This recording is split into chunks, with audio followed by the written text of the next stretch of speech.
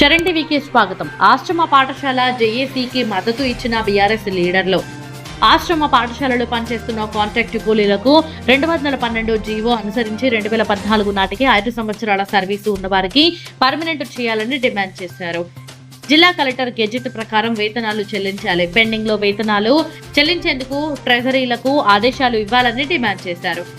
ఈ కార్యక్రమంలో జేఏసీ నాయకులు, మున్సిపల్ మాజీ vice chairman Mallikarjun Goud, TRS పట్టణ కన్వీనర్ మామిళ్ల ఆంజనేయులు పాల్గొన్నారు.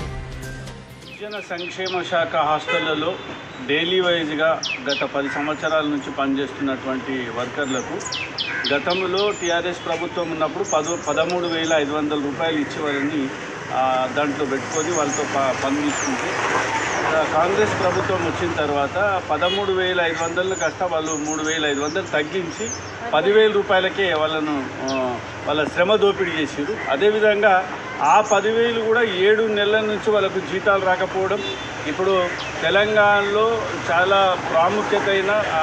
అత్యంత ప్రాముఖ్యత గలటువంటి దసరా పండుగ, బతుకమ్మ పండుగ, అది మహిళలకు చాలా ముఖ్యమైన పండుగ. మళ్ళీ అందులో మహిళలు పనిచేస్తున్నారు. వాళ్ళకు బతుకమ్మ పండుగ నిరాశ మిగిల్చిరు. 7 నెలల జీతాలు లేక వ్యవస్థగా ఉంది, కష్టాలు పడుతున్నారు. చివరికి మహిళలతో సహా రోడ్డెక్కి మాకు జీతాలు లేవు, భిక్షాటన చేస్తామనే పరిస్థితికి వచ్చి వాళ్ళు భిక్షాటన చేస్తున్నారు. ఇది అత్యంత దౌర్భాగ్యమైన పరిస్థితి. ప్రభుత్వం యొక్క దౌర్భాగ్యమైన విధానం ఈరోజు బయటపడుతున్నది. కనీసం డైలీ వైజ్ పనిచేసే పని వాళ్ళకు కూడా జీతాలు ఇవ్వలేనటువంటి దౌర్భాగ్య స్థితిలో ప్రభుత్వం నడుపుతున్నారు. తక్షణమే ఈ ప్రభుత్వం స్పందించాలి, వాళ్ళ బకాయిలన్నింటినీ కూడా చెల్లించాలి. అదేవిధంగా గతంలో పెంచినటువంటి 13,500కు బదులుగా 15,000 రూపాయలు చేయాలి. ఈ ప్రభుత్వం కష్టాన్ని పెంచాలి తప్ప తగ్గించడం అనేది దుర్మార్గమైన విషయం. తక్షణమే వరకు 15,000 రూపాయలు జీతం ఇచ్చి ఆ బకాయిలన్నింటినీ కూడా చెల్లించాలి. లేకపోతే తీవ్ర స్థాయిలో టీఆర్ఎస్ పార్టీ నుంచి ప్రభుత్వం మీద మా యొక్క పోరాటం కొనసాగిస్తాం. రాష్ట్ర వ్యాప్తంగా డైలీ వైజ్గా గిరిజన సంక్షేమ శాఖలో పనిచేస్తున్నటువంటి డైలీ వైజ్ ఉద్యోగస్తులు పెద్ద ఎత్తున నిరసన కార్యక్రమాలు చేయాలని, వారికి మా పూర్తి మద్దతు ఉంటుందని చెప్పి కోరుకుంటూ ఈరోజు భిక్షాటనలో మెదక్ మున్సిపల్ కౌన్సిలర్లు అందరం కూడా రావడం జరిగింది. ఇప్పుడు మాజీ చైర్మన్ మల్లికార్జున్ కూడా తమ్ముడు మాట్లాడతాడు. ఆయన సందేశం తర్వాత మేము వారికి మాతో తోచిన సాయాన్ని కూడా అందిస్తామని చెప్పి తెలంగాణ గిరిజన ఆశ్రమ పాఠశాలకు సంబంధించిన హాస్టల్ డైలీ వర్కర్స్ ఎవరైతే ఉన్నారో నిజంగా కూడా మేము శిరస్సు వంచి వాళ్ళకు అభినందన తెలియజేస్తాం. ఎందుకంటే రెక్కాడితే డొక్కాడని పరిస్థితులలో ఏదో అవకాశం వచ్చింది కదా అని చెప్పేసి అక్కడ పని చేసుకుంటే 7 నెలల నుంచి కూడా జీతాలు లేకుండా వాళ్ళు సేవ చేస్తున్నారు అంటే నిజంగా వాళ్ళ అభినందనీయులు. నేను ముఖ్యమంత్రి రేవంత్ రెడ్డి మీరు స్పష్టంగా వీళ్ళ యొక్క సమస్య మీద అవగాహన పెంచుకొని ఇప్పటిదాకా కూడా ఎడ్యుకేషన్ మీద పెద్దగా మీరు నాకు తెలిసినంత వరకు అయితే ఎక్కడ కూడా సమీక్ష చేసింది లేదు. ఎడ్యుకేషన్ డిపార్ట్మెంటే మీ దగ్గర ఉన్నది.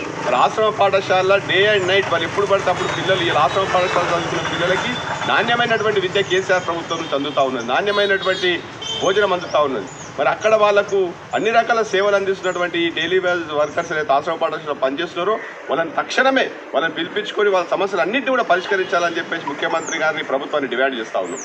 గతంలో నల్లగొండకు సంబంధించినటువంటి కొంతమంది ఈ డైలీ వైజ్ వర్కర్స్ కొంతమంది కోర్టుకు 20 మందిని అప్పటి కలెక్టర్ గారు కోర్టు ఉత్తర్వుల మేరకు రెగ్యులర్ చేయడం జరిగింది. ఆ 20 మందితో పాటు మిగతా అందరినీ కూడా రాష్ట్రంలో పనిచేస్తున్నటువంటి తెలంగాణ ఆశ్రమ పాఠశాలలో పనిచేస్తున్నటువంటి డైలీ వైజ్ వర్కర్స్ అందరినీ కూడా పర్మనెంట్ చేయాలని చెప్పేసి బీఆర్ఎస్ పార్టీ తరఫున మేమందరం కూడా డిమాండ్ చేస్తూ ఉన్నాం. అంతేకాదు ఇవాళ జీవో నెంబర్ 64 తీసుకొచ్చింది. జీవో నెంబర్ 64 ద్వారా వాళ్ళు వేతనాలను తగ్గించే ప్రయత్నం, ఒక రకంగా వేతనాలు పెంచాలి. దినదినము రోజు క్రమేపీ అవసరాల తగ్గట్టుగా రేట్లు పెరుగుతూ ఉన్నాయి. అన్నీ కూడా పప్పు, ఉప్పు, కారం నుంచి మొదలుపెట్టి నిత్యావసర వస్తువులు పెరుగుతూ ఉంటాయి. 33% మనం ఎప్పుడు కూడా ప్రతి ఉద్యోగికి, అది అవుట్ సోర్సింగ్ కానీ రెగ్యులర్ కానీ 33% మనం ఏదైతే వీళ్ళకు వేతనాలు పెంచాలనేది అయితే దాన్ని ఏమంటారు పిఆర్సీ పెంచాలని చెప్పేసి ఒక డిమాండ్ ఉంటుంది. పిఆర్సీ మీన్స్ ప్రతి సంవత్సరం కూడా ఖర్చు పెరుగుతూ ఉంటాయి కాబట్టి దానికి తగ్గట్టుగా వాళ్ళకి వేతనాలు అందాలనేది పే రివిజన్ స్కేల్, దానికి సంబంధించినటువంటి జీవోలే ఉంటాయి.